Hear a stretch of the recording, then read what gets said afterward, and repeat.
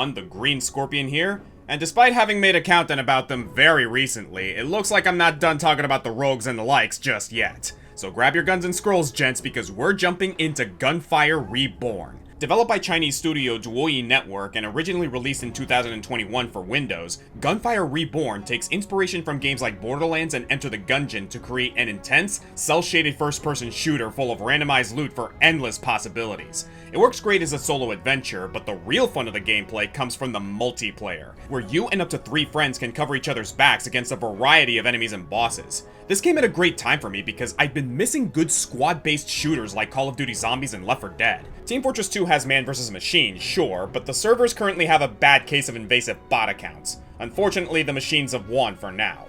As for Overwatch 2's promised PvE mode, well, that has a bad case of being a fucking lie, doesn't it? Lies! The filthy earth boy lies! Luckily, this humble indie game was introduced to me by my buddy Mitch, who just so happens to be in the studio today. Say hi, Mitch. Hi guys, this is Mitch, or you can call me my handle Unlucky13.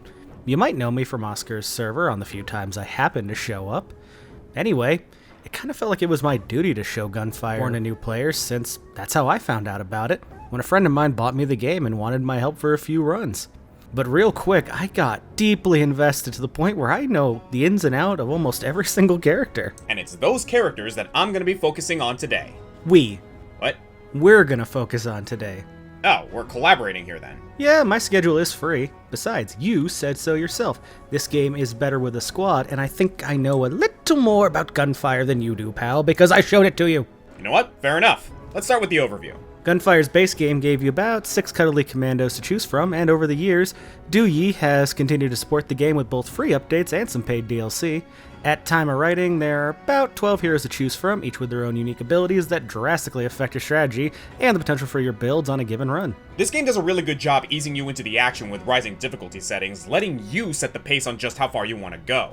If you aim to get good though, completing Nightmare difficulty unlocks Reincarnation mode, where the real fun begins. The mode in question ranges from Reincarnation 1 to 9, now with the addition of 10 folks, each harder than the last, and each one adding new game mechanics. The modifiers make the game harder, but also unlock more powerful scrolls and reincarnation abilities for your hero, with some real nasty combos. So while it's easy enough to start playing a character, mastery is essential to survive this grim gauntlet. And that's a big factor in how we'll be ranking these characters today. How much are we willing to bring them along at the highest stakes of the game? Obviously, this is going to be suited to our own subjective tastes, but this can also act as our recommendation for characters you can try if you're getting into Gunfire. Keep in mind, this is not a tier list. Sometimes being fun to play is just as important as being good, and if you disagree with our ranking, well, does it matter? It's all worth it if I can invite more people to the realm of Gunfire. And one final note, this list was written before the Echoes of Primal Grove DLC, so we won't be addressing the 2 new heroes introduced there. I really do want to play them though, they look great. And with all that said, guns are loaded, abilities primed, and there are lots of enemies to take down. This is our top 12 Gunfire Reborn characters.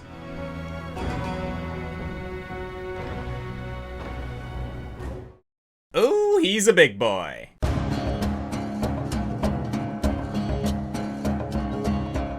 Bringing up the rear on this list is the first character you unlock in this game, Ao Bai. And let that be a testament to this game's cast, because even my least favorite character has things I like about him. First and foremost, ooh, big pupper! Oh my god, look at him, he's such a big doofy guy! Emphasis on the big, Ao Bai, which translates to big dog funnily enough, is the first tank character introduced into the game, and I don't know if the developers fully knew how a defense-based character would work in this game yet. I mean, it's a good thing he's a tank because he's incredibly slow for a running gun game that emphasizes dodging. Yeah, he's got no run, but twice the gun thanks to his primary ability to dual wield. It takes me back to Halo and how cool it was to just use both of your hands to double your damage output. So he's Salvador the Gunzerker if he was a dog. Pretty much. And yeah, that wrecks enemy health bars. But firing twice as fast also means running out of ammo twice as fast. Despite being pretty easy to learn, Ao Bai's the character that suffers most from bullet shortage, even with the ammo regen from some of his ascensions. You can try to be sparing with your supply of lead, but half of Ao Bai's upgrades and ascensions involve boosting his stats while dual wielding, or lowering the cooldown time in between dual wields. And considering it's harder to run out of the line of fire, it feels like you're playing it wrong not to be firing on all cylinders as often as possible. On earlier difficulties, Ao Bai can make short work of the competition. In reincarnation mode, however, this damage falls off fast and is far from the best option. There's also the issue that he has far more in the way of health than in shield. Again, like in Halo, shields regenerate over time, but when they're broken, you take damage to health, which is harder to heal back without finding good occult scrolls. Albai has more ways to restore health than most characters, which is nice, but it's a solution to a problem that's pretty exclusive to him. For all the emphasis on dual wielding though, my favorite thing about the dog is actually his secondary ability, Explosive Grenade, which is a very by-the-book throwable bomb. Simple as this is, many of his upgrades and reincarnation unique spiritual blessings can power up the explosion damage from all weapons, including the grenades. This includes increasing the blast radius, upping the damage from explosions, and even reducing the damage Albai takes from his own blast to make him a walking inferno. But despite all this wanton destruction, the damage simply doesn't scale as well as the other heroes. His bark is sadly worse than his bite. Which is a shame because I really like this guy, especially considering he's a Mastiff. I love Mastiffs. Well, he's massively underpowered. What? Massively. Like, massively, but, you know, dog. I let another pun maker into my channel, didn't I? Yes. Yes, you did.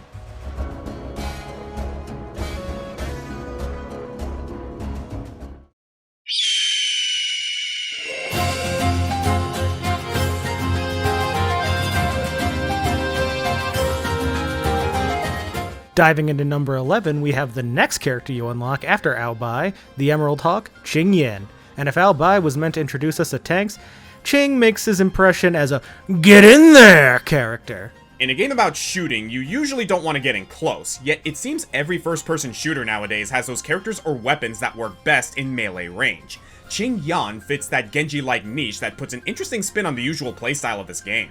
Literally. His secondary is a massive cleave in front of him with his wings that can hit all enemies around him, but the star of the show is his primary skill, dive.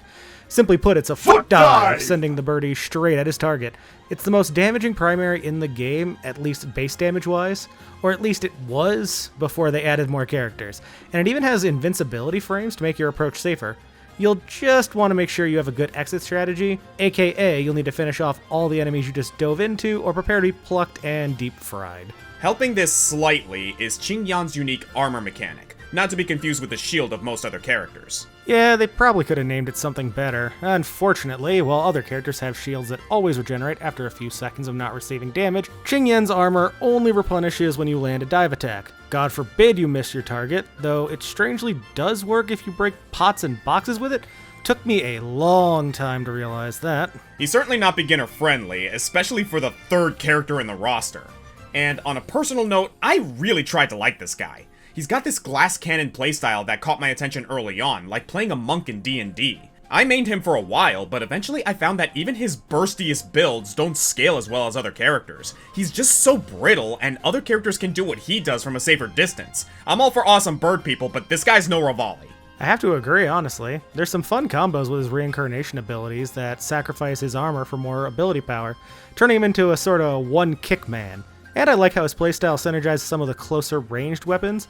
A martial artist shotgun-wielding bird should usually be the best, but he's a fight-or-flight character, literally, and unless you're really good, he's going to find out what it's like to miss high jump kick one too many times.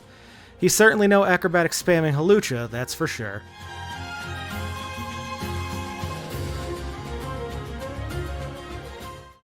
I guess it's inevitable that in a cast of furry critter characters, you gotta have at least one bunny girl.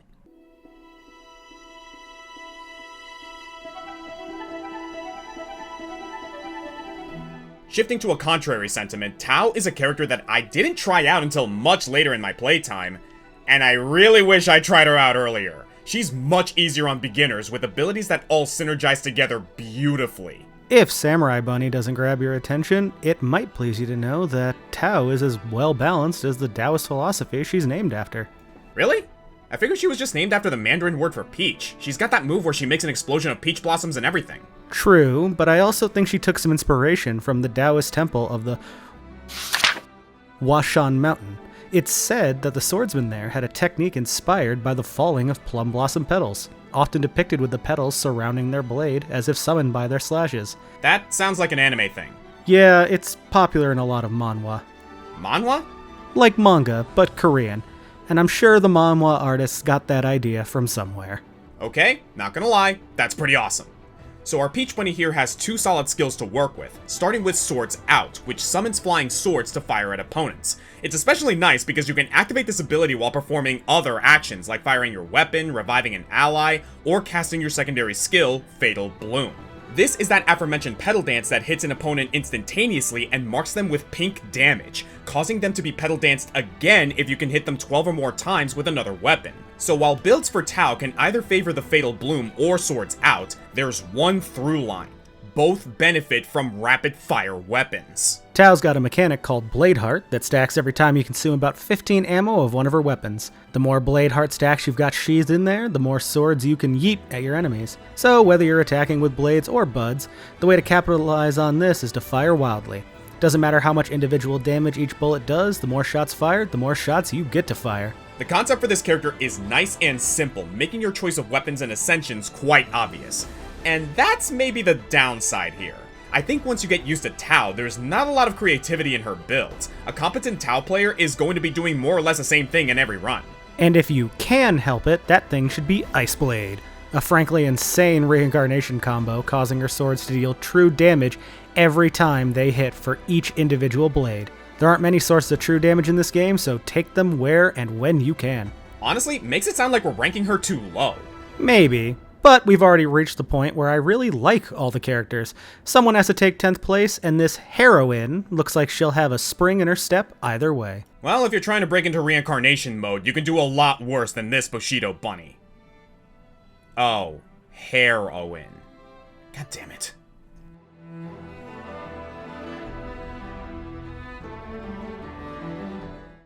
So what happens when a tiger gets magical tattoos that conduct lightning and then trains on an isolated mountain to channel that lightning into his firearms?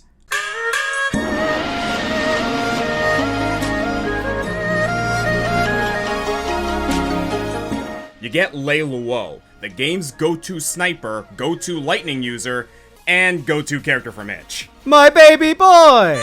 Okay, I wanted to play fair for this list because maybe he's not the most viable. Lei Luo couldn't be our number 1, but he's my number 0, baby! As for me, I like sniping as much as the next guy, but Lei Luo isn't even my favorite long-range character in this game, and he's not very fun to use in single player. But I am so thankful whenever I have a good Lei Luo on my squad. Meaning me. Meaning you. Okay, so, Luo's got his Fatal Current skill that charges him up with extra skill damage. You can either use that damage for his secondary, Chain Lightning, which bounces a ballistic bolt around up to 3 enemies, or you can take that charge and use it on one of your weapon shots, which will do double its normal damage and summon a big old lightning bolt right down on the target and surrounding enemies. The best part is even if you miss with the shot, you're totally fine to try again. Fatal Current only gets expended when you hit an enemy or its ability timer runs out. Both of his skills require a good line of sight though. Nothing's worse than your Chain Lightning hitting a wall. He's also got pretty low health and shield, so he's gonna want to keep his distance.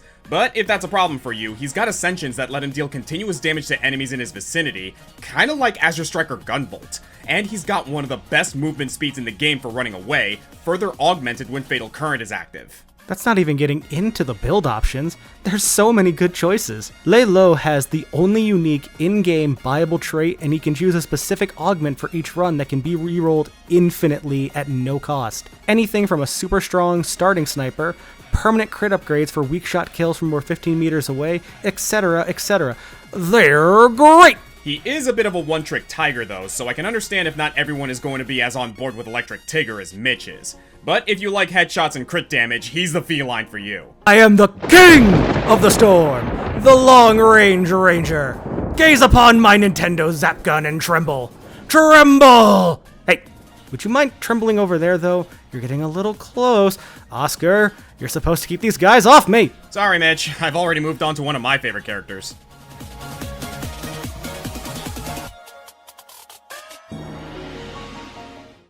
I like turtles.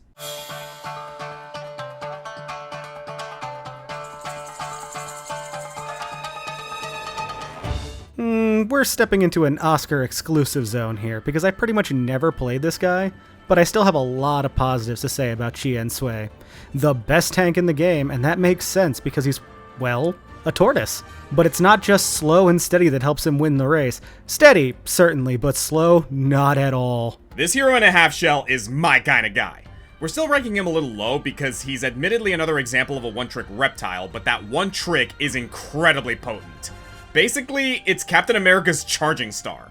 Chien's primary is Tidal Aspis, which forms a temporary force field in front of him, protecting the reptile from all frontal damage. While this barrier is up, Chien can't use any weapons, but he can still use his secondary Striking Punch, a melee attack that, well, while short in range, deals more damage on each subsequent hit. All characters have the ability to dash in this game, but while Tidal Aspis is up, Chien's dash becomes Fierce Dash, which goes much farther and deals damage on impact. Fierce Dash is its official name, but the community has taken to calling this move the Hurdle.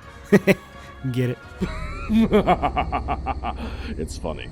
I both love and hate that, but you won't have much time to say anything when you're crashing through enemy lines. You're still vulnerable from the sides and behind, so you need to be careful not to zoom past any enemies during your onslaught, but that can be mitigated by simply not doing that.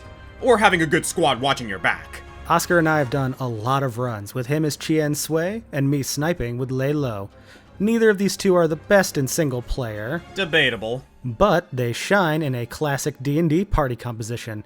Lay's the DPS sorcerer, Chien Sui's the barbarian drawing aggro, and he is great at it. Certainly a better tank than Ao Bai, and a better close quarters combatant than Qing Yan.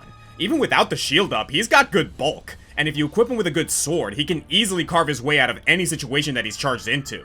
Also, he's just adorable and he's a Hydromancer. That's always cool. With the safest primary in the game, Chien can play aggressively and get away with it. So while he serves a very specific niche, he's saved me more times than I can count. It'd be a shame to rate this Shellraiser any lower.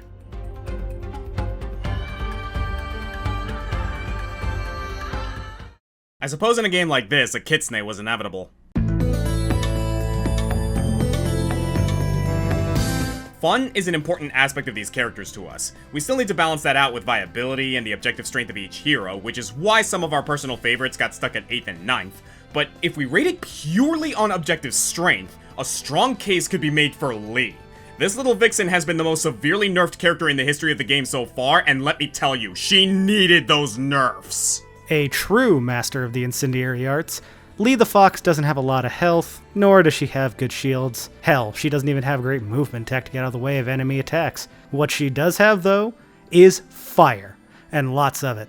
You could think of her as a glass cannon, like Qing Yan, but while Qing Yan's strategy was to keep darting around to keep your armor up, Lee's strategy is to, well... Burn to the ground! Burn to the ground! Burn to burn! She may be a glass cannon, but to her, so is everything else, and she is, in fact, the glass blower. Let's start with her skills. You've got Spiritual Flame, which functions kinda like a Samus Aran charge shot. As you charge it, it consumes more of Lee's unique spirit gauge to increase the flame's power, range, and blast radius. Pretty good start. No, not a pretty good start. It's an insane start. Sure, it takes time to charge and time to regain spirit, but think of it like this. Under the right circumstances, Lee can unleash the longest range primary with the most damage any character can put out at base. That already makes it one of the most powerful techniques any character in this game can wield. Then you got her secondary, Blazing Meteor. It's far less powerful, but has some serious spam potential, a generous auto-lock, and the chance to stagger targets. This will help buy Lee the time she needs to finish the job, seeing as her defenses are basically paper. But, on a new topic, let's talk status effects. Gunfire Reborn has a robust element system. Not only does each element cause a different status effects can stack on top of each other to make new ones. So, if you hit something with fire damage, there's a chance it starts burning. This will cause additional damage equal to about 20% of the original tack every second for the next 5 seconds. Essentially, it doubles the damage if the burning effect goes off. Without any upgrades, Spiritual Flame has about a 33% chance to inflict burning each time you cast it. And if you use her more rapid-fire secondaries, the Blazing Meteors, they've each got about a 50% chance. That is a lot of burning. Burn to the ground! Burn to burn! But then you combine it with other elements. Corrosive weapons have a chance to cause decay, but if you combine it with burning, it will cause combustion, doing even more damage in a big explosion, hitting multiple enemies and staggering them. There's also lightning, which can cause shock, and if a shocked enemy starts burning, they're inflicted with manipulation, causing them to attack other enemies, or, if they can't find any, just stand around waiting for death. No idea why fire plus lightning equals mind control, but, you know, I was never good at math. Nobody said there'd be math! So if you have Lee as a teammate, you can certainly count on her burning some people, so it's a good strategy to bring in heroes like Lei Luo or Crown Prince so you can get these element fusions. But Lee doesn't even need you to do that, because everything we've talked about so far has nothing to do with her weapons. She can bring her own lightning or corrosive weapons and create these chemical reactions by herself. I mean, what can we say that the community of this game hasn't said already? Her builds aren't all that interesting. Basically, all of her ascensions involve buffing either her primary skill, secondary skill, or just the ability to burn targets itself. All of these strategies are extremely viable. I said how good a fully charged spiritual flame is, but with burning buffs, it can hit for thousands, if not for tens of thousands, hell, if not hundreds of thousands of damage. And yes, I have seen millions. But despite how good this is, and how she's maybe one of the cutest heroes in the game, I have to come back to that fun factor. Playing Lee is kinda brain dead. She's gotten nerfs, and they certainly help without totally gimping her. I'd still say she's really good. But it's not my favorite way to mow through enemies, especially if I'm leaving my teammates in the ash behind me. Plus, the nerfs created this split in opinion among the community. A lot of people still hate her for her supernova introduction, while others really like the power trip and malign the rebalancing. If you bring Lee into a squad, there's a slim margin of players who seem really happy to see her nowadays. But we're just gonna have to see what the future updates bring. If you want a character that's easy to learn and easy to build, if a little bit hard to keep alive at first, this Firefox is a pretty stable pick and is likely to deal a mozillion damage. A mazillion? I was trying to do like a Mozilla Firefox thing. 'Cause, you know, she's... You're getting cocky, Mitch.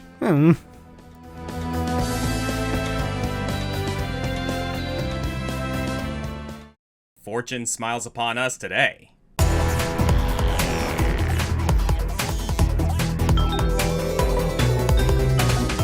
On the other side of the spectrum, Xiao is probably the most complicated and cerebral character to play in this game. Fitting for a wise old owl and a scholar of the occult scrolls, Xiao's playstyle basically amounts to manipulating your own luck via fortune telling while in the heat of battle. To be more specific, well, how would you describe him? Hey, don't look at me. This is another character I've hardly touched. You and some friends of mine are the only ones who've walked a mile in his tarot-touting talons. His gameplay looks really cool though, clearly requiring a deeper understanding of Gunfire Reborn as a whole and its mechanics. He's definitely a challenge to learn, especially because he's hard to get going at the start of the run. His primary falling star works off of his Astro House, which you fill with Astro aspects that each vary in rarity and effect. So basically, when you call down a Starfall, there's a huge variance in how effective it can be. Without some good pickups, it's incredibly unreliable. But with some luck, you'll find the equipment you need to help you exponentially snowball into the late game. And if you learn about the rarity types and how to affect them, you can lean a bit on the scales of fate to ensure that you get something good. Well, they certainly didn't make this mechanic simple, did they? Astro House? Astro Aspects? What's next? Astro Boy? Yep, and then there's Astro Forecast, his secondary ability. It'll load up an Astro aspect into your Astro House so that you can get an idea of what your next Starfall will do. More importantly, it spawns 3 homing cards that you can fling around like Gambit. I think our viewers might be a little confused about this placement. He's certainly more interesting to strategize with than the Foxy Pyromaniac we just had, but even with that probability bar giving you a heads up, you can get utterly screwed with the wrong occult scrolls. Well, that's the beauty of Xiao, and what gets him into the upper half of this list. Every run with him is going to be completely different, and I love the challenge of working with and even influencing the drops I get. That said, if you ask me what character you should start with, I'd pretty much tell you every hero besides Xiao and Qingyan. But if you've beaten some reincarnation runs and want to mix it up, Xiao is the perfect randomizer while also having the potential to rise to ridiculous power levels. I see what you mean. Just maybe get a good squad behind you if you want to reach those lofty altitudes. Hey man, I played Z plenty of times solo and altitudes? Yeah, I thought I could slip that one by. Your luck's not that good, buddy.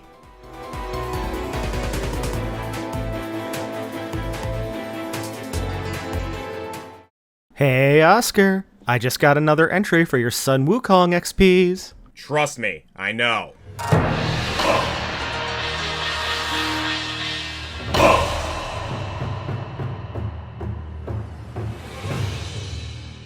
Well, this isn't just any Monkey King. This is Xingzhe, a Monkey King with Doomguy's weapon arsenal. If Xiao is the character that most embraces the roguelike aspect of Gunfire, Xing most embraces the first-person shooter aspect with maybe the most aggressive playstyle in the game. And unlike Li or Xiao, who are heavily based on their skills, Xing is especially focused on the weapons you equip. But first, let's start with those skills, because that's where those direct correlations to Wukong come in. For his primary, we have Soul Strike. Xing creates a clone that cudgels up to 4 enemies in a 10-meter radius before poofing away. Bonus Wukong points for the fact that Xing actually plucking out a hair and blowing it to where he wants to summon the clone. Well, this is a Chinese studio. If anyone was gonna get that right, it's them. His secondary, Essence Chain, is a little bit more of a departure though. Siphoning a bit of divine energy from his bracelets, Xing can entangle enemies to slow their movement by 90%. I think the bracelet here is a stand-in for the classic Wukong headband, which is what forced Wukong to behave whenever he was acting up, so it makes sense to me that it's used to restrict movement here. So, we've got 2 good crowd control skills, but what's really interesting is that they have great secondary effects. Essence Chain also boosts all weapons you're carrying by 2 levels for a few seconds, meaning you can unload even more damage on whoever you just shackled. As for Soul Strike, your clone's attacks vary drastically based on the weapon Xing has equipped when cast. Your weapon's level, element, projectile count, lucky shot chance, and crit multiplier all scale into your clone's area of effect, plus any inscriptions you've collected or the buff from Essence Chain. Furthermore, there's a variety of bonus effects depending on what type of weapon you're using. Snipers increase the skill's critical hit chance and damage, launchers cause the damage to explode outward, submachine guns add a flat 500 to the ending damage tally, and even more. What this amounts to is a character less complicated than Xiao, but still very open to different builds and configurations. You'll find yourself really considering what weapons you want to pick up, since they don't just need to synergize with your team and your own Ascensions and Occult Scrolls, but also with whatever you're trying to accomplish with Soul Strike.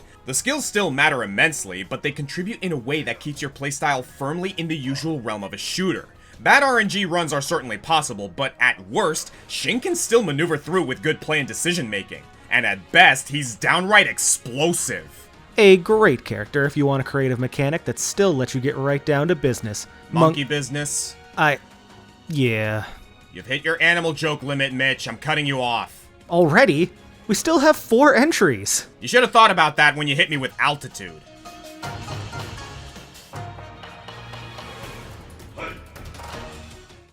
Lots of games I wish came out before I did those Weapons Month countdowns.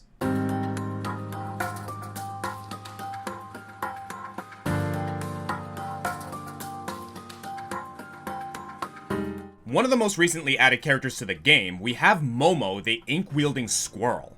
And boy can you see the power creep at play here, because Momo is really freaking good. Maybe not to newer players. Like Xiao, Momo requires an understanding of broader game mechanics to use him to the fullest, but the curve is a bit less steep. And a bit more specific to his update, along with the Realm of Frost and Inkwash DLC, Gunfire Reborn was updated with an overhaul on weapons, many of them now having unique weapon skills and drawing on a resource bar unique to each weapon. This was not a thing before. Everything just worked off of ammo, with the sole exception of a few weapons and some stuff modified by Li's Spiritual Flame. Now there's a lot of unique quirks to weapons, and Momo takes the most advantage of this with several ascensions and goblets that affect this system. This includes Shade Drawing and Grinding Ink, which can increase the power of weapon skills, the latter of which activates more as you spend weapon resources. Basically, it's an entirely new aspect of the game that every character has to deal with, but only Momo can really play with the values of in a way unique to only him. This also means you'll really want to pick up weapons with these new skills, because otherwise Momo might not be the best at standard running and gunning. Instead, well, he's a battle painter. Yeah, ever since I made that list in Weapons Month 2, I've been seeing more of these guys cropping up. Starting off, you got Drawing Come True, a secondary that fires a scroll across the map and leaves a reservoir of ink in its wake. While you're in this ink trail, you get increased shield recovery, faster movement, and a steady supply of Momo's own special resource, ink points. That's where his primary comes in. Momo goes full Splatoon with ink form, racing across the ground and collecting floating ink blots like a monochromatic Pac-Man. Pac-Man is usually monochromatic. Okay, like a desaturated Pac-Man. In this form, you take reduced damage and can spend ink points to unleash a wave to damage opponents. It also gets more powerful if you're in the ink created by your secondary, so ideally you want to fill the battlefield with ink and then spend as much time in this form as possible. Even outside this form, many of your upgrades will make you more powerful while standing in your own ink. So yeah, Splatoon. You're a squirrel now, you're a mural now. Speaking of murals, I assume you know the mythological inspiration for this character. Indeed I do. Momo means peach in Mandarin. That's why Aang's lemur is named Momo in Last Airbender, because in that first episode, where he was introduced, he was stealing peaches. But also, Momo may be a reference to Momotaro, a Japanese folk hero famous for fighting ogres, or Oni, as the original myth may call them. Was Momotaro a painter? No, but he's a popular subject for old Chinese and Japanese ink paintings, which might look a little familiar with our squirrely friend in the game. Okay, was he a squirrel? No, Oscar. He wasn't a squirrel either, but he did travel with a talking dog, monkey, and a pheasant. Maybe they could have made him one of those animals, but they were already taken more or less. Oh, but that does mean you could make a team out of Momo, Aobai, Xingzhe, and Qingyan, and you'd basically have Momotaro's ogre hunting band, which I think that's pretty heckin' cool. And for those of you wondering why this sounds so familiar, it's the inspiration for the legendary Pokemon in the Teal Mask DLC of Scarlet and Violet, with Ogerpon being the Oni that they're trying to beat. But I'm getting off topic here. The reference is a bit transitive, but I'll admit, I kinda love it. And I really like this character. With his killer AoE, slows, tick damage, and overall glowing potential, he'd be right at home at Okami, and he's right at home in the number 4 spot.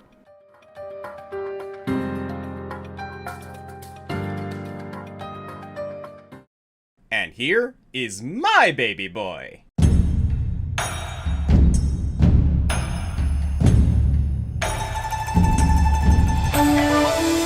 Now, let's say at this point we've convinced you to try out Gunfire Reborn. What you really want to know is, what character should I try first? Well, that's actually extremely easy. You should start with Crown Prince. More so because you have to. He's the only character unlocked at the start of the game. Fortunately, he's a solid character to learn the ropes with. A cat of all trades, if you will, who capitalizes on Gunfire's element system, and will still likely be your favorite after the next few characters become available. I wouldn't even call him solid. I'd say Crown Prince is up there as one of the better characters in the game. He's got a very simple skill set, and even though I've seen him take the bottom spot on what few tier lists I could find for this game on YouTube, I'm not just a Crown Prince apologist, I'm a Crown Prince main. When I'm not crashing through enemy lines with the Hurdle Turtle, I'm rocking the fundamentals with this Swiss Army knife of a character. Let's break it down. With good stats all around, the only real weakness with Prince is below average movement speed. Though, he's still considerably faster than the next early unlocked character, Aobai, and you can mitigate this issue tremendously with Prince's primary skill, Energy Orb. Just send this big Hadouken forward to damage and freeze enemies, preventing them from moving or attacking for 2 seconds. And no joke, 2 seconds is a long time in Gunfire. This does have a weakness because it has a reduced effect on enemies that have already been frozen, as well as bosses and elite enemies. But it's still excellent crowd control that can't be overlooked. And it's only the prelude to his more potent secondary skill, Smoke Grenade. Great Green God, the Smoke Grenades. Talk about a simple move with incredible power, dealing corrosive damage and inflicting decay with a 100% base success rate. You remember in Lee's section when we were talking about fusion effects with different status conditions? Well, here's the first status condition that's pretty much free. We already mentioned how burning and decay can cause staggering AoE combustion, and combining decay with shock, you get miasma, which does damage over time relative to the target's maximum health, and eats through shields and armor like they aren't even there. So all you gotta do is find some fire and lightning. Crown Prince makes a great partner for Lee since she's already burning everything in sight, and a great partner for Lei Luo with his lightning strikes. Or you can get your own elementally charged weapons and do it yourself. Yeah, Crown Prince works just fine solo. Grenades are also just fun to throw around. They have no cooldown, instead using a resource mechanic, so you've got a limited number. So you can really spam them when you're well equipped and full up. And if you're really good, you can bounce them off walls. Before long, you'll be painting the field in toxic green. Hey, no wonder you like this one, Oscar. But you also get some insane unique ascensions and goblet combos that further boost elemental effects. And he has the easiest access to elemental orbs, which are extremely useful for harder difficulties. And with such a centralized game plan, there really aren't any bad builds for this guy. He is a master of alchemy that most other characters use for energy, and there are no weapons in the game that don't synergize with his kit in some way. Well, I don't know about that one. If you're using any non-element weapon, you're kind of wasting his potential. which is kind of funny because the dragon chaser he's holding in his artwork is completely non-elemental without a specialized augment for it. Alright, fair point, but aside from that, Crown Prince gives one of the purest gameplay experiences. You can tell that this game was originally built around him, and the following characters all spun off from this master design. Everything else is a gimmick. So you're telling me throwing hundreds of smoke grenades isn't a gimmick? Nah man, that's just fair and balanced gameplay. Oh, I see it. You like this guy because he reminds you of Teemo from that hit game League. Ain't no way in hell am I disrespecting Crown Prince by comparing him to that obnoxious demon.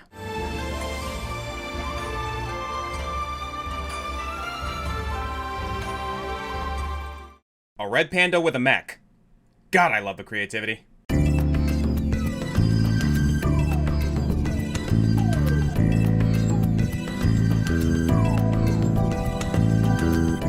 Alright, we're gonna get a bit more complicated again for our number 2 spot. And what a fitting number, because here we have the mechanical genius, Nona, my favorite red panda. How is that fitting? Nona means 9. Right. I mean, because Nona as a character is 2 characters. Yeah, I know, I'm just fooling. I love this little red panda, and on a personal note, I think she's the cutest character in the game. I know the popular opinion is Lee being the cutest, but no, Nona easily clears in my opinion. Hey, that is not an opinion as far as I'm concerned. That is the law, and it is straight fact. I will hear no alternative. But of course, the most important thing about Nona is that she's got a sidekick with her, the mech known as Iron Wing. And yes, I mean mech, not robot. Iron Wing is actually being piloted by a rooster. Now that's clucking amazing. Not dignifying that. So even outside of her standard skills, as Nona, you can press the cancel channel button to remotely switch Iron Wing's form, transforming it between a walking colossus or a stationary turret. In its walking form, it will automatically follow you, sometimes even leap towards enemies and smack them with its big metal fists of justice. And if you use your primary while Iron Wing's in this form, it will do a big mech slam that also taunts opponents, which is important for drawing fire because, admittedly, Nona doesn't have a lot in the way of defense. Her shield regenerates ridiculously fast, but if you end up in harm's way for more than a couple of seconds, you're gonna have a bad time. Yeah, no doubt there. Nona's definitely a more complicated character to learn. If you're not aware of both you and your mech's position, you won't be getting the most out of her. I can't count the number of times I have left the turret where it was just firing into a wall trying to hit enemies it couldn't reach. Luckily, using primary in the turret form redeploys it to a new location so you can get that damage back where and when you need it. And coincidentally, the turret shoots the same hardwood missiles that Nona uses for her secondary ability. This is great because any enhancement that strengthens her missiles also strengthens the Iron Wings. Keep that in mind with your build. You also gotta keep iDub alive, because if you don't, it's gonna take an annoying 20 seconds for Nona to build a new one. If you've mastered the character, you're not wasting time on that. Luckily, Nona's missiles will actually heal the mech rather than damage it, so you can just fire those suckers into the fray while Iron Wing is punching away. And best of all, Iron Wing can revive Nona on defeat, something that's normally only done by teammates in co-op. That's great for solo players who don't want to fork over their precious jades to continue on harder difficulties. And if you are playing co-op, well, that's just one more possible rescuer on the field. At the end of the day, Nona's just extremely fun. Punishing you if you don't know how to position your big brass buddy, but exhilarating when you do it right. You're like a medic with your own pocket heavy. What's not to love?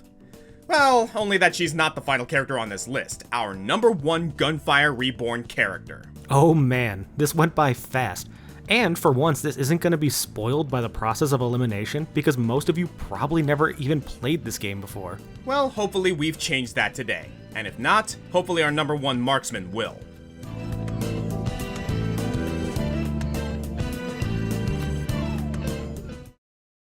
It's because her name is Lynn, isn't it? No. Betcha I'm right. Betcha you're wrong. Betcha you're a simp. Betcha you're an asshole. Bitch, we shooting people!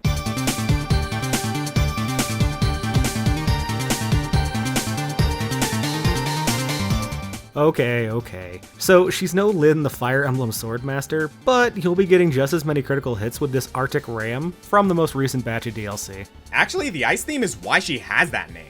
In Mandarin, Lyn can translate to frigid, which is the perfect way to describe her bone-chilling abilities and the ice-cold nerve needed to play her. Like with Momo, you can feel the power creep with this fresh new character. But unlike with Momo, or Lee for that matter, Lyn's apocalyptic potential is linked directly to how good you can steady your aim under intense circumstances. Before we even get to her skills, Lyn comes in with 2 unique passives. The first is her weak spots. Well, not her weak spots, it's her aptitude to see the weak spots of others. Get an enemy in your sights and these yellow circles will appear on their body. If you can hit these smaller targets about 6 times, you get free critical hits, plus the chance to proc Lyn's second unique mechanic, the Unbalanced debuff. Inflicting Unbalance causes an opponent to completely stop in their tracks for as long as 4.5 seconds, more than twice what Crown Prince can do with his energy orb. It's only 4 seconds to elite enemies and 1 second to bosses, but the fact that you can freeze bosses at all is insane. Plus, even though the stun only lasts that 1 second, they'll stay unbalanced for 3 seconds, which is important because of some of the other side effects. Lyn's secondary is Frozen Grenade, essentially the same as Crown Prince's Smoke Grenade and Albai's Frag Grenade, except instead of corrosion or just baseline damage, it has a slowing effect, and that slow will make it a lot easier to hit those weak points. As for her primary ability, oh boy. Holy shit. Frost Burial, a move that encases the target in ice for some appreciable damage. Maybe not as impressive in first until you notice the little markers appearing on your enemy's health bars. That is the lethal line, noting when a target is critically low on health. Now, if you happen to cast Frost Burial on an enemy where their health is below that lethal line, enemy, you sir, are dead. Done. Kaput. No argument, no last save, no immortality effects. I don't care if you're an elite, I don't care if you're a boss, you are executed. And when an enemy is executed in this way, they burst into an endothermic explosion of damage. It's a huge radius and it does huge damage. And it feels amazing every time. Everything in Lyn's kit is to service everything else. If a target is unbalanced, the lethal line on their health will move up, making it easier to be in execution range. If you execute an enemy that's unbalanced, the resulting explosion is bigger. The frozen grenades help you hit the weak points, which help you inflict the unbalanced condition, and her talents and ascensions all find ways to grease this process, making weak points bigger or making the explosion hit even harder. And because this still requires you to actually hit those weak points, Lyn has to think more about her choice of weapon than most other characters, since there's only a certain number of weapons that will actually have weak points appear on the enemy if you're wielding them. So like Sheikah, she's a character that actually embraces the shooting part of this first-person shooter. And due to how the unbalanced status has a chance of happening per hit, she benefits from rapid-fire weapons in a way that most characters don't besides Tao. I liken her a lot to Tao actually, because while her synergies are simple to understand, it takes a great player to execute them. You're not getting it for free like with Lee, or hoping for good RNG like with Zi Xiao. You succeed and fail on the merit of your own skill. And if you have the skill, it pays off big. It's almost like with each opponent you're hitting. You're rattling them with damage, shaking them up like a bottle of ice-cold champagne until the right minute to pop the cork with your Q, and watch the explosion. She also works great solo, playing her own game of high-stakes target practice, but anyone will appreciate a good Lyn player on their team thanks to her impressive crowd control ability. I think we got it right, Oscar. From the perspective of rewarding to learn and fun to master, Lyn tops the Himalayan peaks of this list. If those enemies are slowing down, well, they should have brought more RAM. Oh my god, that's your worst one yet! That's it, you're out of here! I love you too, buddy. Thank you again so much for having me on. Yeah, but seriously, thank you for introducing me, and by extension the channel, to this thrilling roguelike. I hope some of you will pick it up, but until next time, I'm the Green Scorpion. And I'm Mitch, aka Unlucky13, and, what now? Nothing, dude. That's it. That's the end of the video. Great work. Wanna play a few runs? Sure. Dibs on Lyn! I'm oh, sorry. No, that's alright, I didn't mean to. You can play her. I mean, you just made her sound so cool. I didn't want to. No, really, you said it first. I mean, we both said it at the name is same Lyn, time. after all. It's but only that's right fine. you get first I'll play dibs. Crown Prince. Well, if you're playing Crown Prince, it'd be better if we had fire. I mean, I really just want to throw lightning. grenades anyway. So Should I that'd play lay low? Wait, no, Yeah, not I'll play lay lay low. low. Okay, look, You know what? one of us Forget has to Crown play Prince. Lyn. Okay, You that's the should whole play Lyn. point. Come on, Okay, I'll show play me how Kian good you've Sui, got. or like no. We'll be like I think it's Sniper pronounced Buddies. It'll be great. Kian-Si. I really don't want to frick. impose. Pronunciation for these names are weird, Whatever but you wanna anyway, play. I'll Just cover pick you while you first, hit the weak then. spots. Okay, just pick Lyn. Okay.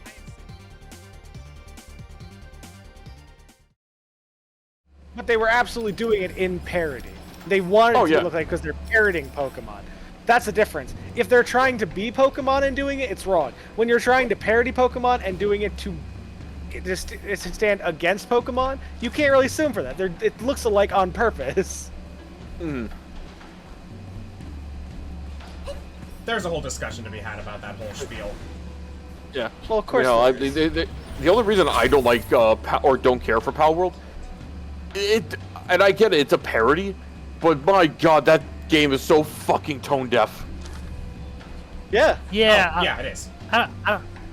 Like, which I get it, which I get, it's a parody. I'm just not a fan of seeing like these cartoonish fantasy creatures holding realistic AK-47s in a goddamn sweatshop. Says us playing a game literally about a bunch of furry creatures firing guns. Yeah, but the guns aren't realistic, are they? Fair. I'll grant you that. I don't know, dude. You don't see us. Listen. You could absolutely beat someone to death with an étoile. So I don't want to hear it.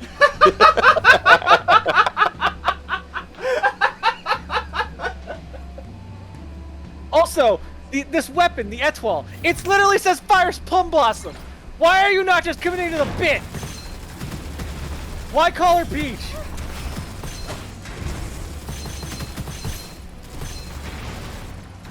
Are you talking about Tao? Yes.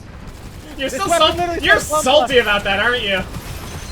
My god, it's like, it's a popular thing. You're not gonna get in trouble. Just commit to the goddamn bit. Ooh, that was fancy.